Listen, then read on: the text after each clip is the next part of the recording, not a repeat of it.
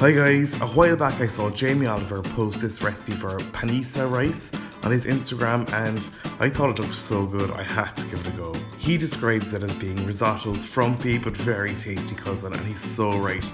It's so full of cured meaty flavour with the veg and beans give it a coarser texture than regular risotto. Start off by dicing up 50 grams of smoked pancetta into lardons. I bought them in a packet so I didn't have to do that. Then take about 50 grams of good salami and dice that up as well. Now place the salami and the pancetta into a cold casserole like this, and then turn it onto a medium-high heat. Putting it into a cold casserole will really help to render out as much fat as possible. Now to the side I have 1 litre of beef stock simmering really gently, and I'm just going to add a generous sprig of rosemary to that to let it all infuse and get all nice and herby. Now the recipe just calls for 2 onions to be diced. I only have small ones, they happen to be red, so I'm going to use 3 of them.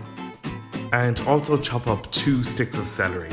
Once the meats have rendered out a nice bit of fat, then pile in the onion and celery, give it a good stir and cook for about 10 minutes or until nice and soft.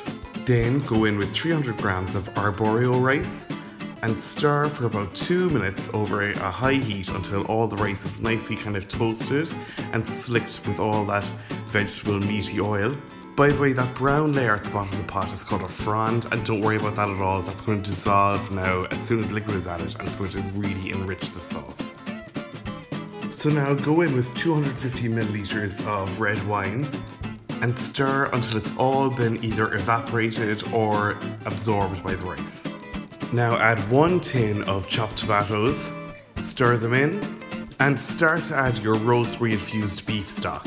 I'm adding 2 ladles here because my ladle is really small, but just keep stirring that now until most of it has either evaporated or been absorbed as well. Now continue to add the stock, a ladle or 2 at a time.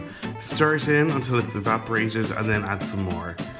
Keep doing this until you have just 1 ladle of stock left and the rice is cooked and still retains its shape but it's not chalky or anything. Now add a drained tin of borlotti beans along with the last little bit of beef stock and stir it all up until it's all nice and hot and the whole risotto is really nice and thick and tastes delicious. Taste now though and adjust the seasoning if needs be. Once it is to your liking, sprinkle over some freshly chopped parsley and then serve up. I recommend serving this in a bowl and tucking into it on the couch in front of the telly. So that's it. Thanks a million for watching guys. I really hope you liked this video. If you did, be sure to hit the like and subscribe buttons below. You can check me out on social media if you like. You'll find all the links to my accounts in the description, as well as the link to my blog where you'll find this full recipe at www.rookiecook.org.